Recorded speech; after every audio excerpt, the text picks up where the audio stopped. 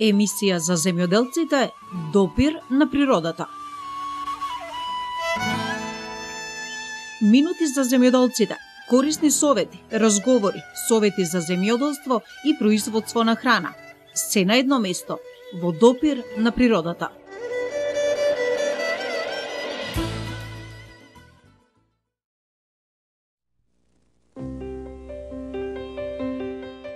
Земјоделското производство последниве години се менува брзо, како никогаш досега.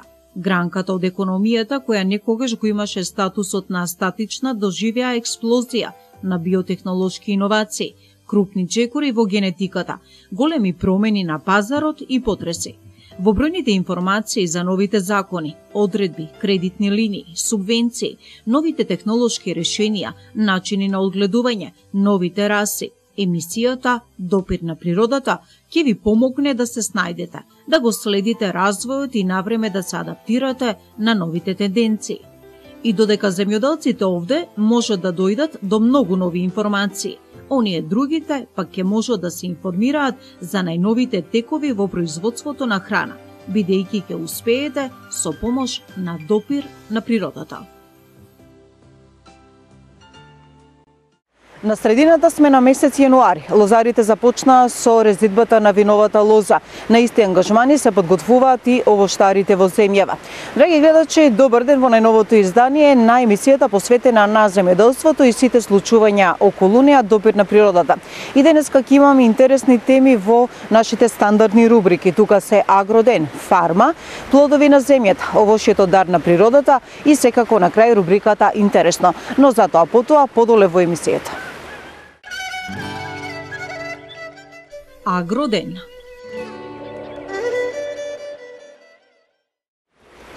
Драги гледачи, рубриката Агроден е наменета токму за оние новини, актуелности, информации кои што ги донесува ресорното министерство за сите земјоделци. Ќе отстапиме простор за интервјуто на министерот за земјоделство Љупчо Димовски деновиве во Весникот вечер. Таму зборува за реализираното во 2013 година и за сето она што планира во 2014 година. Исто така ќе отстапиме простор и за она информација која што се однесува за новините во Агенцијата за финансиска поддршка во земјоделството и руралниот развој за отварањето на 8 нови канцеларии во државата. Да видиме зашто станува збор.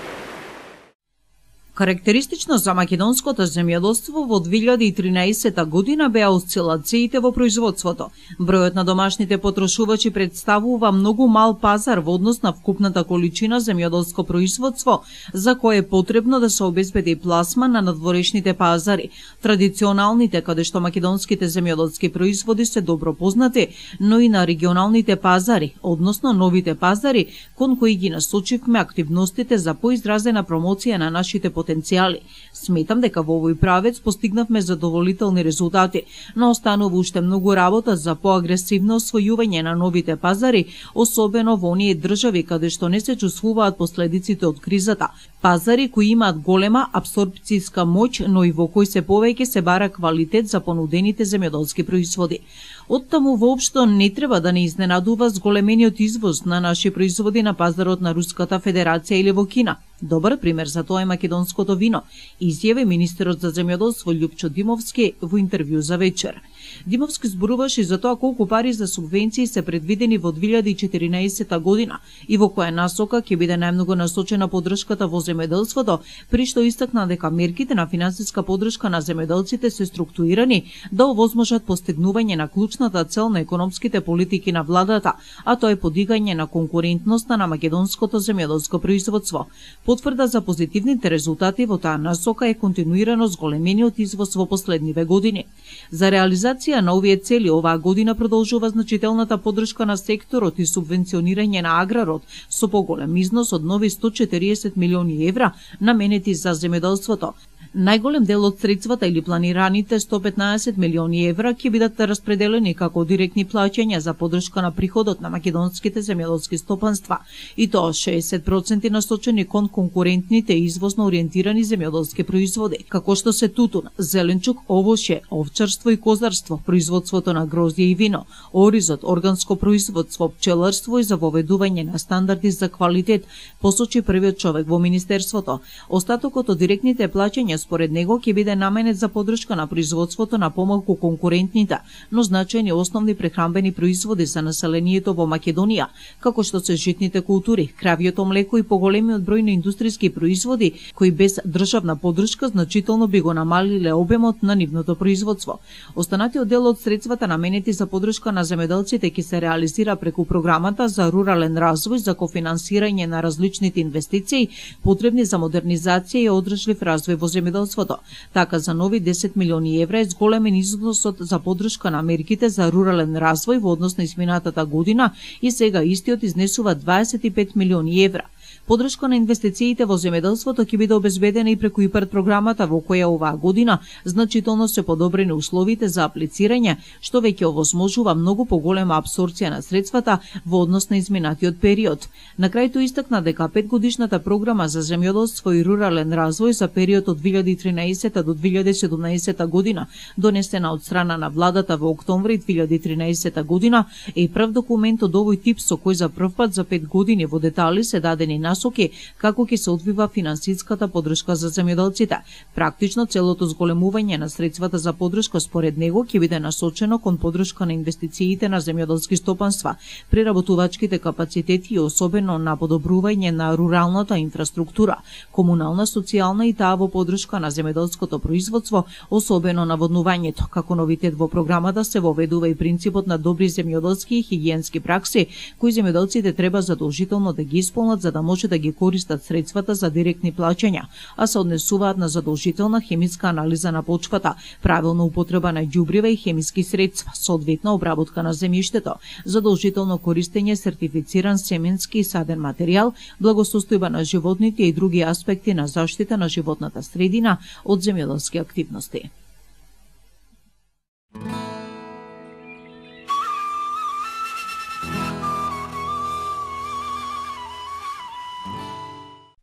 Агенцијата за финансиска поддршка во земјоделството и руралниот развој доаѓа поблиску до земјоделците. 8 регионални центри во 8 плански региони од државата ќе им бидат на располагање на сите земјоделци со цел полесно и поедноставно да се информираат за новините и условите за добивање финансиска поддршка за сите програми кои ќе се реализираат преку агенцијата. Според директорот на Агенцијата за финансиска поддршка во земјоделството и руралниот развој Тони Димовски, високиот број корисници на финансиска поддршка, но исто така и новитетите кои цело време се нудат преку овие програми, ја отсликуваат потребата од континуирано информирање на земјоделците во делот на новините кои се нудат и во делот на критериумите, но и по однос на потребната документација за успешно аплицирање. Канцелариите ќе бидат сместени во просториите на Агенцијата за поттикнување на развојот на земјоделството, што значи со едно влегување во овој објект земјоделците ќе може да добијат совет за земјоделието, а во исто време да добијат деловни планови, односно програми за рурален развој или ИПАРД програма, нагласи Игор Златков, директор на Агенцијата за поттикнување на развојот на земјоделството. Паралелно со ова, интензивно течат и отворените денови со земјоделците. Дневно се посетуваат по 9 населени места. Ке траат до крајот на февруари, до кога е планирано да бидат посетени сите населени места во државата во кои има земјоделци со цел одблиску да бидат информирани за сите новини кои им стојат на располагање, но и да се слушнат проблемите со кои тие се соочуваат во нивното секојдневно работење. Фарма.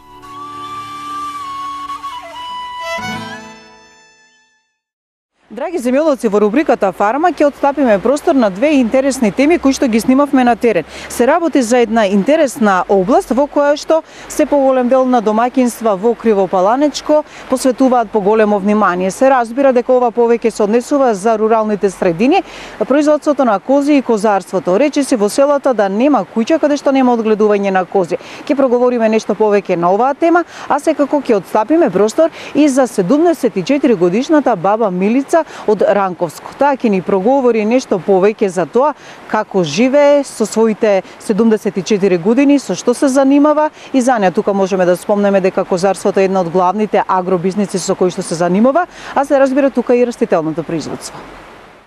Овој наш соговорник е пример за земјоделски производител кој има интересна приказна. Го сретнавме на излезот од Крива Паланка, кај Мотел Македонија. Ги напасуваше неколкуте кози. Не се подготвуваме за разговор, туку така од ненадеж го пресретнуваме за да ни каже колку е исплатливо чувањето кози, може ли да се живее од нив, колку е квалитетно козјото млеко и сирење, како и рецепт за нивна подготовка. Вие денеска излеговте да си ги прошетате козите, ваши се? Наши. Так, од каде сте вие? Од сега јас сум роден од Охридско таму, али живеем овде, во куќата до градска плажа. Кажете ми, колку има бенефици од тоа да се одгледуваат кози? Има, ако чуваш повише, до 5 кози нема бенефици. Така. И сега по новото, што знам, ево овде ниско 600 кота надморска висина 600, да имаш на 635 кози можеш бенефиција земеш, иначе не. Так. Само овде до 10 кози, преку 10 кози може. Так. Вие колку рековте дека одгледувате? Сега имав ја лани години, имав 6, сега е 5 и така.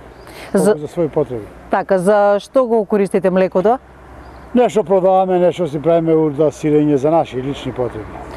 Вели она зборување дека млекото од коза мириса, но некои наши соговорници велат може да мириса ако не е добро направено, не е добро подготвено. Не. Колку вие го поддржувате тоа? Не, има кози кои стварно млекото мириса. А има кози без разлика на што го храниш, има квалитетно млеко. Од нашите кози ни една не мириса, ни сирење. Сирење нема се познае дека е тоа козио, него били некој секој овче или крави. Така, кажете ни со што се хранат козите, што им давате? Ето, високите предели сено и зоб, јашмен, пченица, зимно време. Така, пребирливи ли се во исхраната козите, дали? Да, многу. Половина растурат, половина се искористи. Така, кажете ни како го подготвувате сирењето? Сирењето? Да. Па се измолзи, добри оперени судови, попарени со вруча вода, се тој, и се загрее на бараната некоја температура. Иначе, млекото кога се волзи има своја температура 17 степена.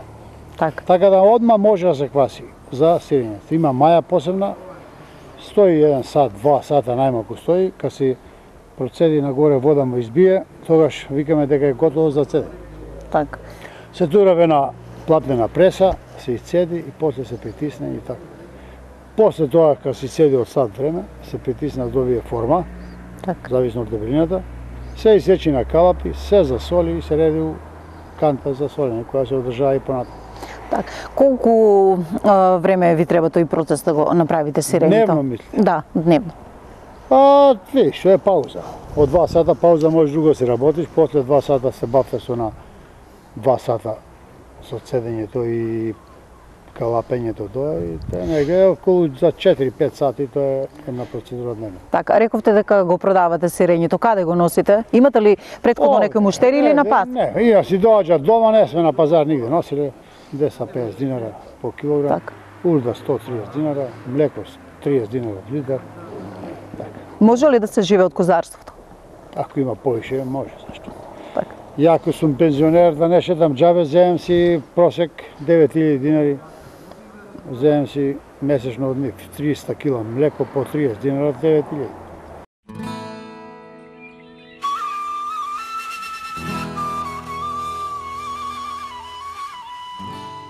Она што сакаме да го споделиме со вас е животот на Милица Поповска, која живее во руралниот дел на нашата соседна општина Ранковце, заедно со своите деца и внуци.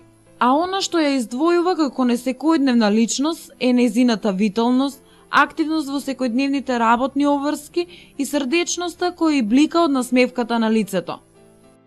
Дали чувате нешто, животни стока, дали чувате? Па чувам дукатке коло мене, кокошке, свиње, коза имам на 70. Како е да се живее порано, кога сте биле помлада и сега? Па так помоеше, деца ми млади беа, работеше, садеше мумурус, сејамо жито, пченицу, ечмен, рш, овас, све смо си сејале, пуни амбари беа жито. И добра препиталка, по 25 дена сам вршила с коњи, по 150 снопа сам турала жито. Жито амбари са биле пуни. А сак све до време. И што е подобро? Па так е било подобро. Сак те поодмараш, поседиш. Не можеш да сакам, не можеш да работа. Так сам могала и сам работила. И деца ми беа туи при мене. Сак си деца изотидоа. Што е, дан унуке бега при мене и една унука, тој. Тие дали ви помагаат? Па, ја на ние помагам, они на мене и тако е. Фамилијата Поповски, предводени од најстариот член баба Милица, се занимаваат со сточарство. На својот имот имаат мала фарма во која одгледуваат кози.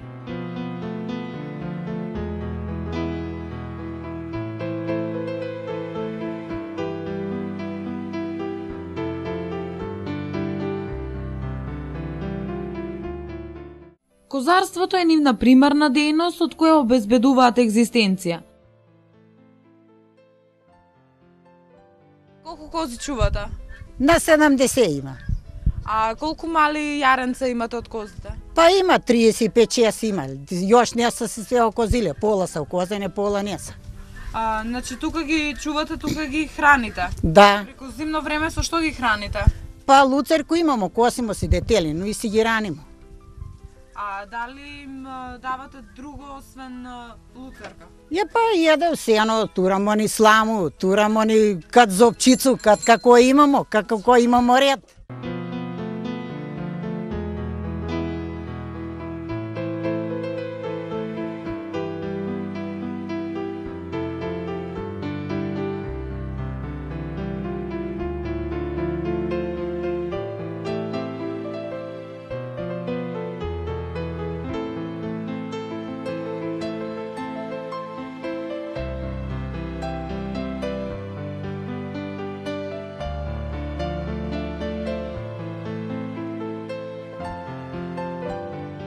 Вие се 3. Душички, убанки. Колку време ги чувате козите? Па еве 2 години, ко мајка го чувам. Ток. 5 години.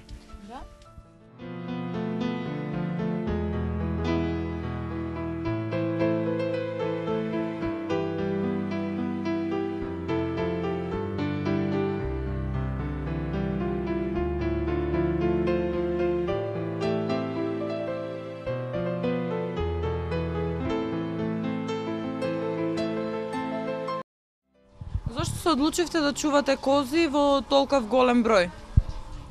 Па немамо што друго, што да правимо. Дали тие се најисплатливи од домашните животни? Па готово речи, сак за сак, најисплатливи. Те јаре продадеш, те сирење продадеш, те млеко продадеш. И тоа е. Дали можете да ни кажете во просек од една молзна коза, колку млеко дава? Па кило, толку повише нема.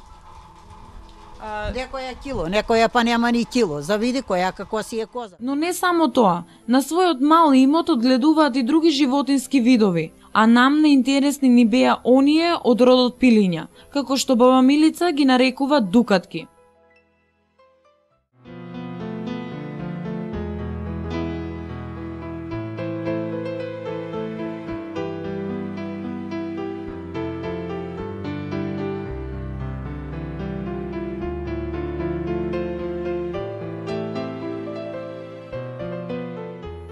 Баба Милица, освен што се занимава со сточарство, полјоделство и раноградинарските култури, се дел од нејзиното секојдневие. Баба Милица, од раноградинарство, што произведувате под фолија?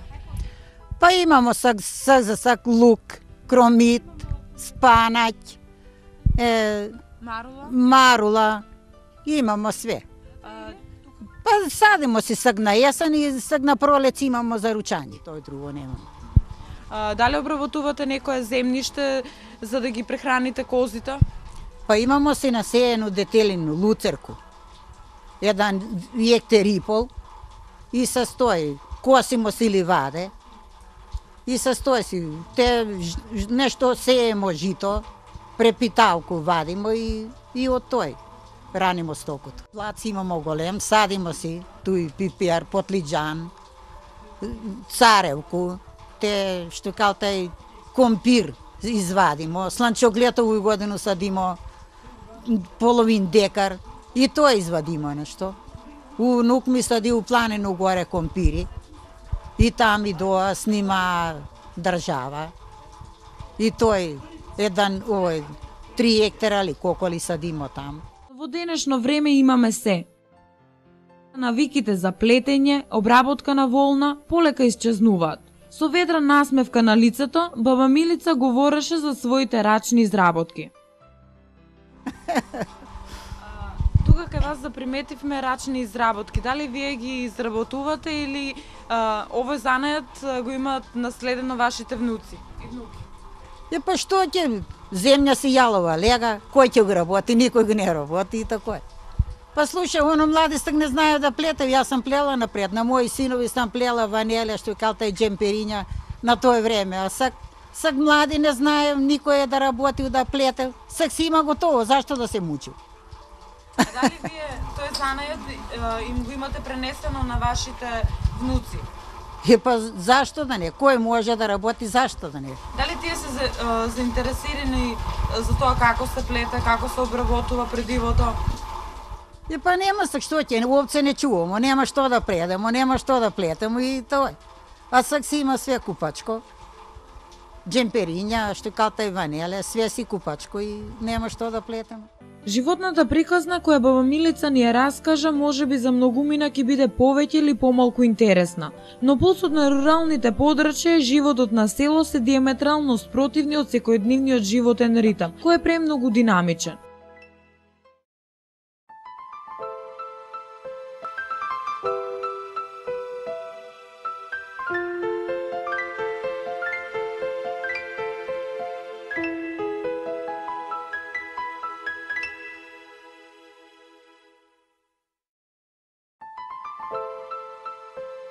Или за мала прошетка по убавите Осоговски планини, во чии падини се вгнездени прекрасни пејзажи и реткости, на кои може само да се восхитуваме. Плодови на земјата. Во рубриката Плодови на земјата, драги мои, ќе отстапиме простор за две интересни теми. Тука имаме и соговорници. Првата се однесува за тоа дека европските стручњаци велат мораме да внимаваме при садењето на лозовите насади. Што значи тоа? Кај нас лозарите имаат практика стихино да ги подигнуваат новите лозови насади, а тоа значи да се има поголеми количини на грозје кои што не е актуелно на пазарот, па тука се јавува проблеми со неговиот откуп. Токму на оваа тема ќе проговориме во рамките на оваа рубрика, а исто така ќе имаме совети од нашиот соработник професор Ристо Вучков, кој што ќе проговори нешто повеќе околу тоа за раноградинарското производство кој што веќе е во полнек, па затоа и сите оние раноградинари кои што се занимаваат со оваа област мора многу да внимаваат, значи на влажноста на почвата, каква почва ќе изберат во својот пластеник, температурата, киселоста на почвата и се она што следи токму во оваа рубрика. Но затоа подолу. Лозарите најмногу ја садат винската сорта грозје Смедеревка. Не им веруваат на експертите кои до пред некоја година им велеа дека Смедеревката е сопката за откуп и не е многу барана од страна на винарниците, па затоа треба да се ископачи, а за сметка на тоа да се садат сорти грозје со висок квалитет. Нивните искуства го покажуваат спротивното. Токму автохтоната Смедеревка дава најмногу род и најголема заработувачка. Новиот закон за вино е дециден. Лозарите мора да ги пријават сите нови насади со грозје, да побараат одобрение за сортата која имаат намера да ја засадат и секако задолжителната анализа на почвата на која треба да никне нов лозов насад. Сепак, ова не е многу припатливо за производителите на грозје. Се сеќаваат на времињата кога беа форсирани и кредитирани висококвалитетните сорти на грозје, кои сега за жал имаат слаб пласман на родот со многу ниска цена. Вистината е дека државата дава субвенции за висококвалитетни сорти, но ако се земе во предвид количината на родот која ја даваат и квалитетот на грозјето, тврдат дека не може да ги покријат основните трошоци на производство. Во однос на висококвалитетните сорти, Ризлинг, Шардоне, Каберне Совиньон, Смедеревката се плаќа многу подобро. Според лидерот на лозарите Љупчо Аризанов, производителите кои сакаат да подигнат нови лозови насади мора да се придржуваат кон законот, иако тоа за жал не е случај. Дали има или нема, Министерството за земјоделие донесе закон да се испитат самите земјишта пред да се сади самото лозје. Со подигањето на новите лозови насади земјишто се пренасочува за која сорта најмногу одговара. Претежно се вршат испитување, хемиски анализи, мислам лабораториски анализи, кои што и препорачуваат после по самите анализи се препорачуваат самите сорти за садење на соодветната површина со соодветни сорти. Мислам дека во главном сегашните побарувачи кои што побаруваат за подигање на лозов насад, истите мора да се придржуваат према тоа, но едно е сигурно, стихијно народот си работи по своje повеќе од причина тоа што се гледат сортите кои што во моментот одат. И претежно се одредуваат на посебни сорти кои што се рентабилни за одгледување на самите лозови насади. Поради тоа што дојдовме на времето стихијно се садеа повеќе високосортни сорти на грозје, истото испадна како нерентабилно, истото е доста квалитетно, но винарските визби направија до тоа да го толку понижаат високосортното грозје и да му и толку снижат цените, да го стават дури во трета категорија на вински сорти, заедно можете да замислите Смедеревка и Шардоне, да се плаќат исто. И за тоа народот тоа го праве, поради тоа што самите сорти како сорти не се заштитени кај нас. И мислам дека стихијните работи ќе продолжат и понатаму, се додека не се најде соодветно решение за секоја една сорта да биде доволно заштитена која е застапена на нашиот терен. Па видите, диригирање на самите винарски сорти, на самите винари околу сортите и искоренување на самите сорти кои што ги имаме тука, некои се автохтони, некои се донесени од страна. Мислам дека посебно Смедеревката, која што преди, да кажеме, 7-8 години се случи стихијно уништување на самите лозови насади со Смедеревка. Сега истите бара, баш тие кои што беа застапници и поборници за поништување на лозовите насади со Смедеревка, сега најмногу трчат по неа. Мислам дека тоа што најмногу одговара на нашиот терен, тоа е вранецот и Смедеревката, која што ни се горе-долу автохтони сорти, и мислам дека другите сорти се малце оставени на работ на пропаст. Па видите, и тука претежно моментално се саде најмногу Смедеревка и астелските грозиња, кои што се, мислам, порентабилни, така да кажеме, како Викторија, Мишел, Афосали ретко, но сепак се одржува сортата Афосали, но кардиналот е во енормно опаѓање, поради тоа што насадите со кардинал се намалија до толку што горе-долу веќе и се наработ на и поништување на нашите терени, поради тоа што самата сорта не е толку барана и како таква другите сорти се такви што можат порентабилно да одговарат на самите лозари и се порентабилни, подобри на цена, и затоа мислам дека истите се застапени и се садат и понатаму. Тој рече дека во Македонија не се заштитени сортите на грозје, а стихијното садење ќе продолжи понатаму се додека не се најде соодветно решение за секоја сорта поотделно. Но сите оние лозари кои не ги почитуваат правилата и садат лозови насади по сопствена волја ќе останат без субвенции, како и трапезните сорти на грозје, Викторија и Мишел, поретко Афосали.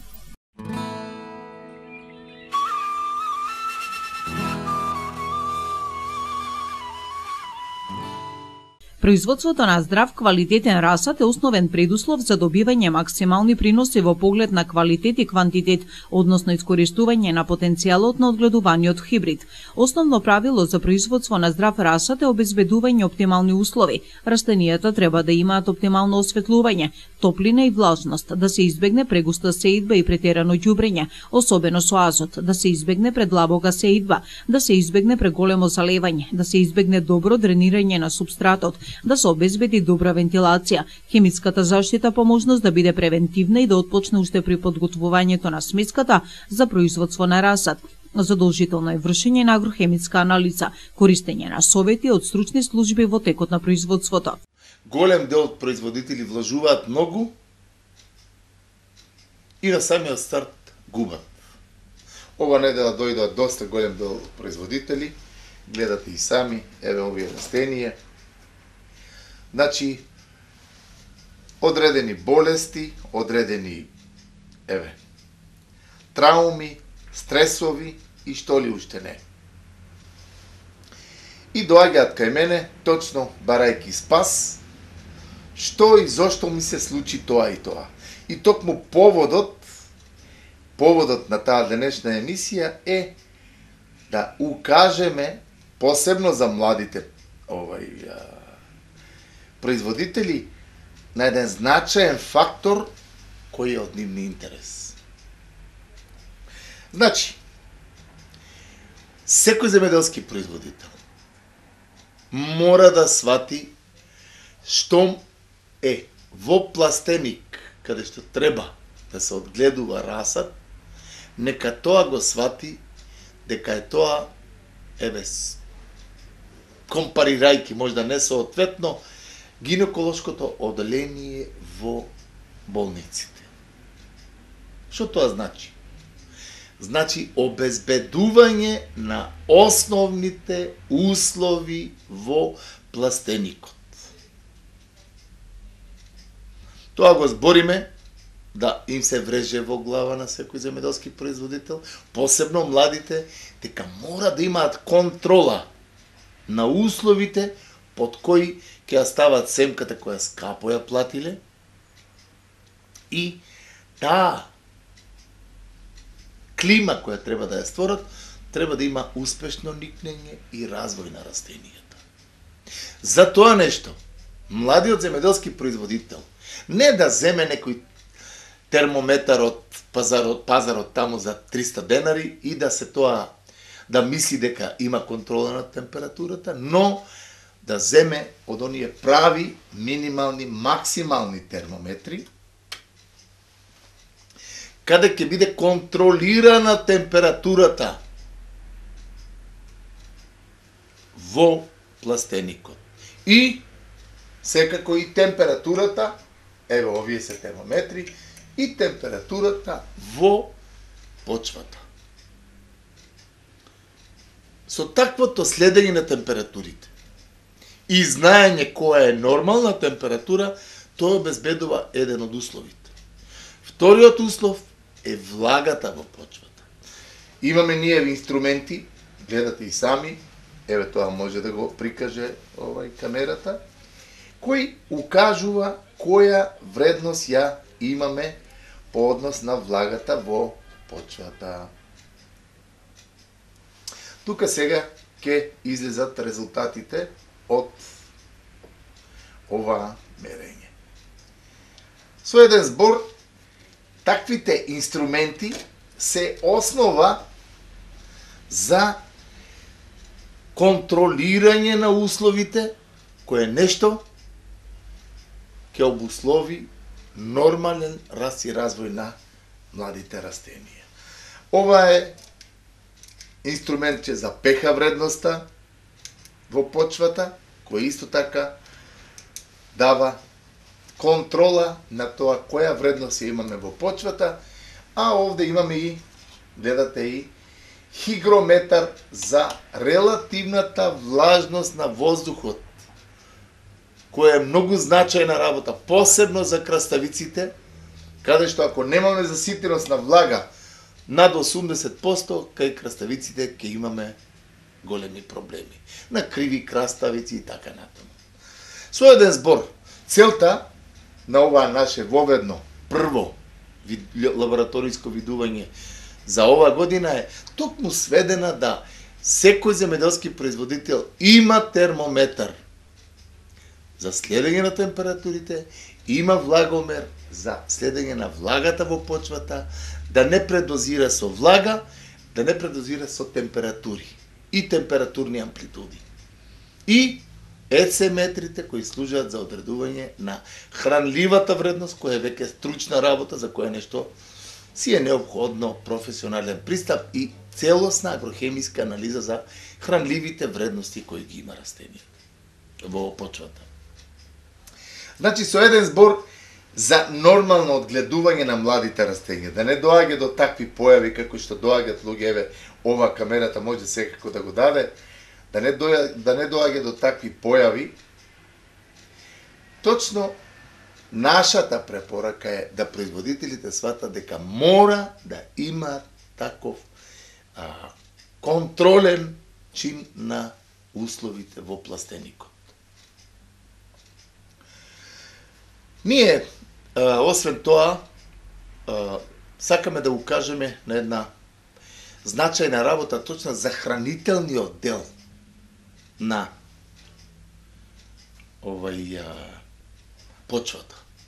И ако имаме контрола над тоа, со почвена анализа, ние ќе имаме и добри резултати.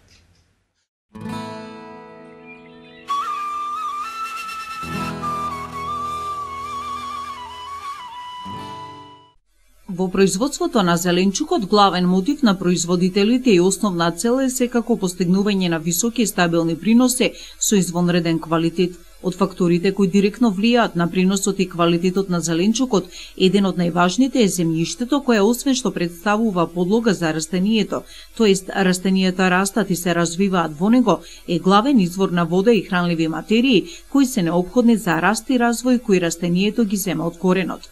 Меѓутоа и надземните органи пред се листот може да земаат минерални материи и вода.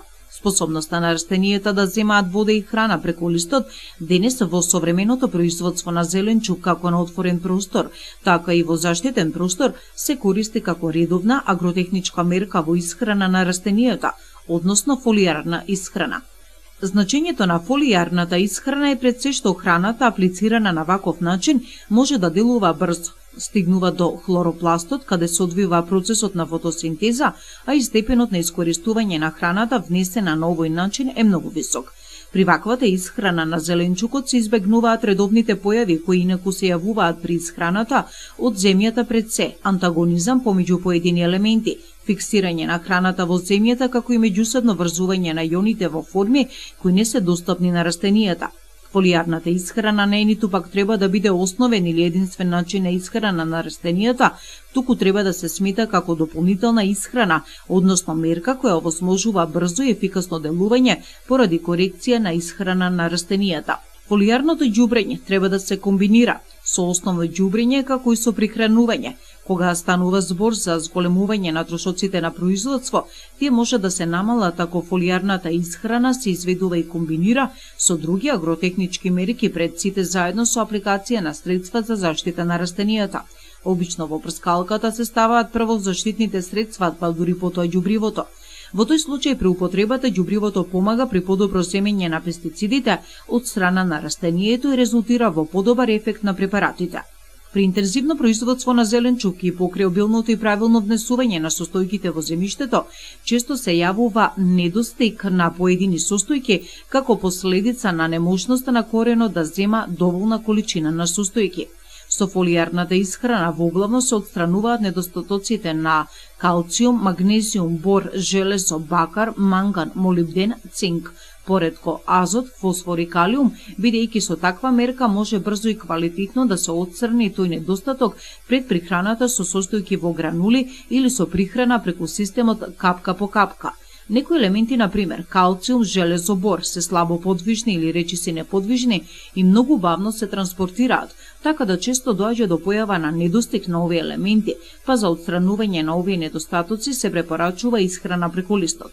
Фолијарната исхрана се користи во случај на оштетување или болест на коренот или ако постојат услови кои влијаат на слабо впивање или целосен престанок на впивање на хранливите состојки од земјиштето, помешан водно-воздушен режим, неповолна pH вредност, ниска или висока температура на земјата, миење на храната од ораничниот слој, фиксирање на поедини хранливи елементи. Фолијарната исхрана се советува и во случај на појава на оштетувања кои се предизвикани со временски неприлики, дожд, град, ветер или оштетување од болести инсекти, како физиолошки оштетувања сончеви дамки. Овошјето – дар на природата.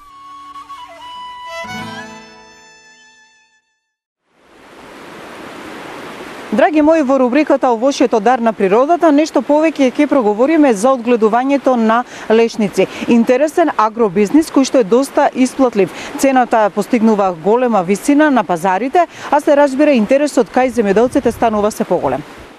Во светот годишно се произведуваат 900.000 тона лешник. Турција е на првото место со годишно производство на лешници од 750.000 тона, 70%. Италија е втора со 130.000, а на третото место е Соединетите Американски држави со 32.660 тони. Кога станува збор за одгледување на лешник, треба многу да се внимава на климатските услови во кои што би се одгледувала оваа култура. Лешникот најдобро екзистира во подрачја со влажна клима. Најдобра температура за одгледување е 13 до 16 степени Целзиусови, но може да екзистира и на минус 25 степени Целзиусови или максимум до 36 степени Целзиусови. Во периодот на цветење може да издржи и до минус 9. Наводнувањето е битен фактор за развој на лешникот. Ако е суша во јули и август, мора да се изнедат решенија за наводнување. Лешникот има мала коренова маса, жилите растат од 80 до 150 см и не е многу селективен за почвата, но ако е таа богата со хумус и глина, тогаш лешникот добро се развива и дава добар род. За него идеално ниво на pH е 5,5 до 7,5. Агротехнички мерки. Пред садање на лешниците мора убаво да се изработи почвата. Ако има подземни води, треба да се направи дренажа. Најпогодно време за садење е октомври и ноември, но добро е и во февруари. Пред да се сади, мора да се одберат најдобрите сорти, кои се плодни и квалитетни. Кога ќе се одберат сортите, треба да се земат опрашувачи на секој 10 еден опрашувач. Треба да се направи план за садење. Садниците треба да бидат едногодишни или двегодишни со развиени коренови системи. Лешниците се развиваат од 3,5 до 5 метри во висина. Садењето се одвива на два начина. Оджак систем се отвара дупка голема 1 метар со 0,8 метри и се саде по 4 до 8 садници во едно место. Растојанието меѓу дупките е 7 на 8 метри. Систем 1 по 1, кој е модерен и полесен. Со овој систем се добива и повеќе род. Во послабите почви растојанието може да биде 2 на 3,5 или 2,5 на 4, а во богатите почви растојанието може да биде 3 на 4, 4 на 4 или 4 на 5. Растојанието зависи од големината на употребите машини. Во 1 хектар треба да се садат од 400 до 1000 садници. Решењето како и другите овошки, така и кај лешниците е многу битно. Старите гранки треба да се чистат, да се отвори внатрешно, гранките да не бидат едно до друго со цел да влегуваат сончевите зраци. Така ќе има поубав род и квалитет. По испитувањето на почвата ќе дознаеме колку ѓубре треба да се стави. Најдобро е комбинирано ѓубрење, да се користи 50% на почетокот на март и останатото 50% на крајот на мај. 40 грама комбинирано ѓубре е доволно да се користи за секој корен. На секои 3-4 години на есен и во мај е добро да се употреби арско ѓубре. На 1 декар е доволно 3 до 5 тона. Арското ѓубре е многу битно за почвата затоа што ги зголемува органските материи. Прскањето треба да се користи по потреба. Лешниците почнуваат да даваат род од 3-та година. Од 5-та година има економски ефект, а во 10-та се во најголем род. Од 1 хектар се добива 1200 до 3000 килограми лешници. Лешниците зреат во август и во септември. За подобро здравје треба да се консумираат 7 до 8 лешници дневно. Интересно. Рубриката Интересно, драги мои земјоделци, ќе ја посветиме на нешто што е актуелно, што е интересно, можеби не е токму конкретно поврзано со земјоделството, но е во благ спој со него. Ќе проговориме нешто повеќе за селскиот туризам, развојот на селскиот туризам, за кој што во последно време се повеќе луѓето од руралните подрачја обрнуваат поголемо внимание. Ќе отстапиме простор тука за Лесново, за Лесновскиот крај и богатството на Осоговските планини, за кој што зборува нешто повеќе одговорниот Зоран Петров во Лесново за тоа колку и што се прават тие во нивното село за да привлечат што поголем број на туристи. Кај жителите на извесен број села во Македонија се забележува интерес за селскиот туризам, односно за вршење на туристички услуги во лична сопственост. За многумина од нив тоа е сосема нова дејност, поинаква од досегашната работа во стопанството. Затоа пред да се донесе решение за агротуристичка дејност, потребна е сериозна подготовка, како теоретска, така и практична.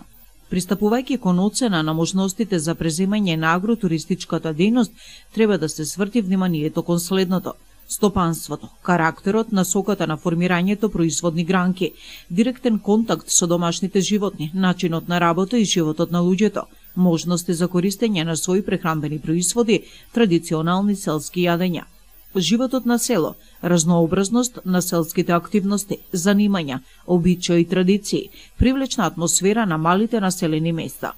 Просторот, природната средина, слободата и активниот одмор, оддалеченоста од бучавата на големите туристички места, специфичната материјална култура. Жителите на селото, поинаков начин на живот, лични контакти, отвореност и искреност, традиционално гостопримство. Селскиот туризам не е само можност за сместување и исхрана во селската куќа. Повеќето од туристите очекуваат поширок пакет од понуда за активен одмор во рамките на подрачјето, општината, селото. Затоа не се корисни само навиките, туку и можноста за продажба на храна и производи од сопствено производство, уметнички ракотворби и други услуги. Развојот на селскиот туризам овозможува многустрана корист. Подобрувањето на квалитетот на инфраструктурата придонесува за подобрување на животниот стандард во селото. Придобивањето нови сознанија и умења, пред се нови врски меѓу луѓето, како и запознавањето со други начини на живот, придонесува за промена на секојдневието и односот на гостите кон трудот на домаќините и нивна мотивираност кон натамошни усилби. Освен оцена на предпоставките за започнување на агротуристички бизнес, следниот чекор е запознавање и оцена на можностите за водење на таа дејност. Во оваа фаза е потребна критична оцена на тоа со што располагаме во нашето стопанство, обкружувањето, соседите, селото, реонот за развој на туризмот, што може да им се понуди на туристите за да ги остават парите токму кај нас. Секоја оцена треба да одговори и на прашањето што очекуваат гостите.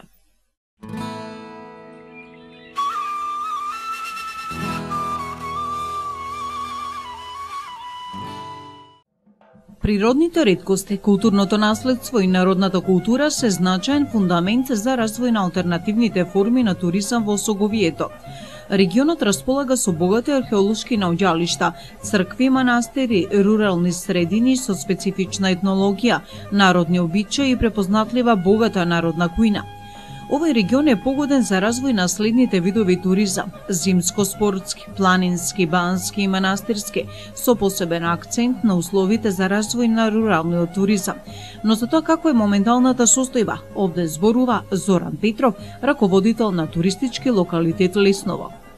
Ова е така пасивен крај и мора да тражи некој излез, нешто. Индустрија нема земјоделие, ова е еден вулкан што не дава можност нешто друго да се произведува и да се работи.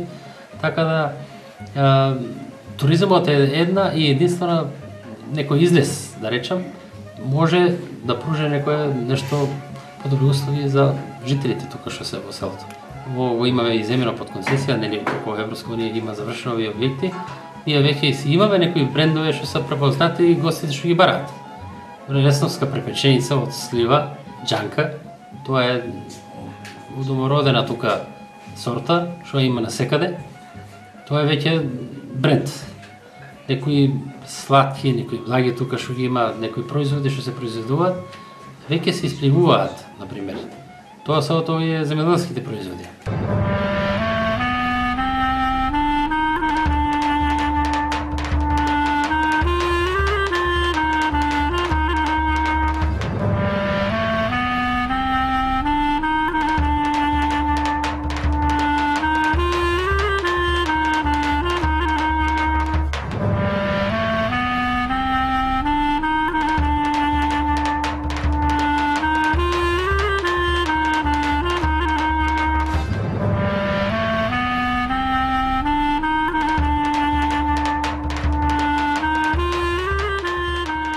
Соговскиот масив е многу чист и уште не испраљен простор. Може да кажам слободно, од моје уверување, у Европска унија уште Источна Македонија и Соговскиот регион како центар на Источна Македонија, мада неразвиен, е уште не испраљен. Уште се чисти. Тука над нашето село нагоре имаме уште луѓе што идат во народна носија, што нема цивилизација фактички, уште дојдено до нив. Тоа треба да се види. Тоа е атрактивно за европскиот гост, за европскиот туризам. Тоа треба да го искористиме. Фактички малце треба некој патеж, некоја уличка да се направи за да дојдеме до нив. Тие луѓе уште нема цивилизација и е се чисто. Нема природа, нема индустрија, тоа е многу убава работа.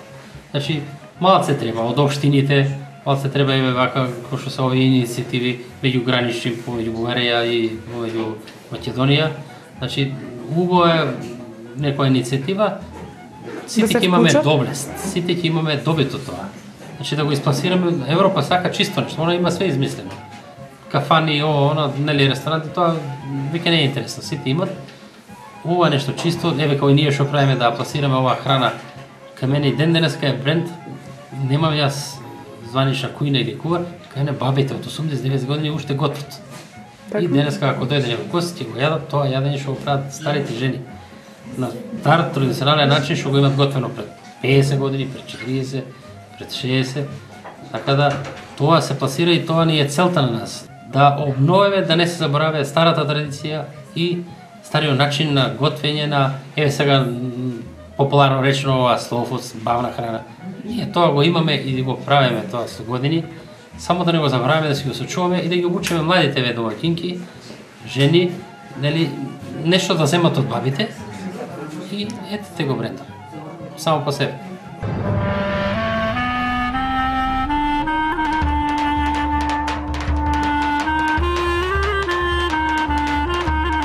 Тие баби до скоро беа активни, уште ми готват, уште ми нели прават јадење, оно традиционално баш македонско, лесновско.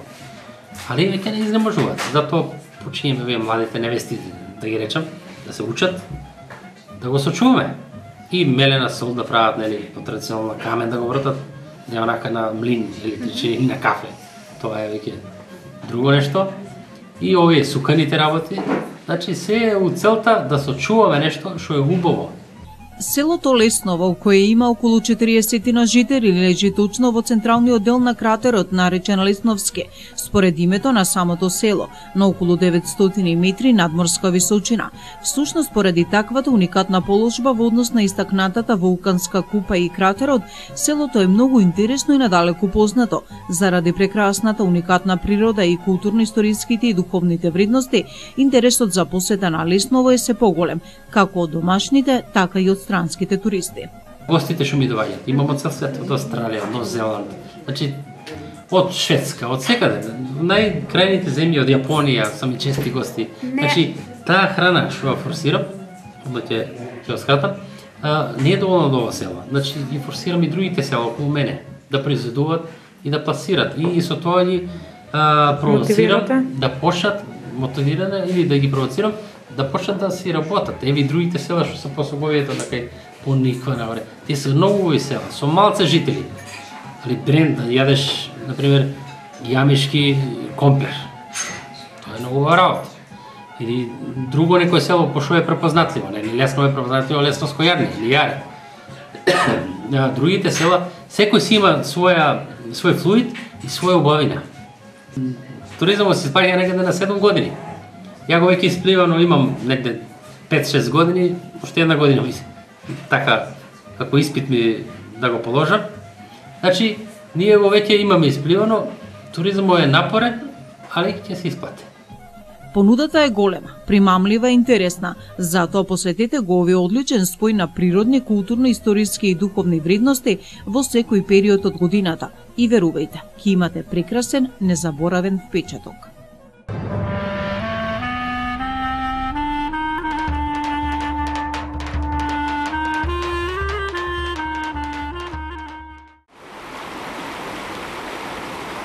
Драги гледачи, екипата која што ја реализира емисијата посветена на земјоделците допир на природата и денеска верувам дека ви подготви интересни теми со кои што го задржавме вашето внимание. Тука беа секако нашите стандардни рубрики Агроден, Плодови на земјата, Фарма, овошјето дар на природата и рубриката Интересно. За дополнителни информации ќе ве поканиме, а се разбира и за сето она што мислите вие дека може да најде свој простор во нашата емисија, можете да се обратите во телевизија Златен канал и сето ваше производство, независно од тоа дали е стучарско или растително, може да се најде на нашите фреквенции. Уште еднаш ви благодарам што бевте со нас и ви посакувам пријатен ден.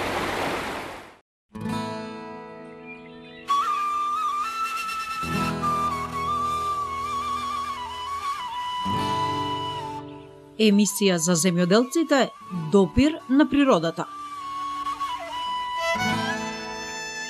Минути за земјоделците. Корисни совети, разговори, совети за земјоделство и производство на храна. Се на едно место, во допир на природата.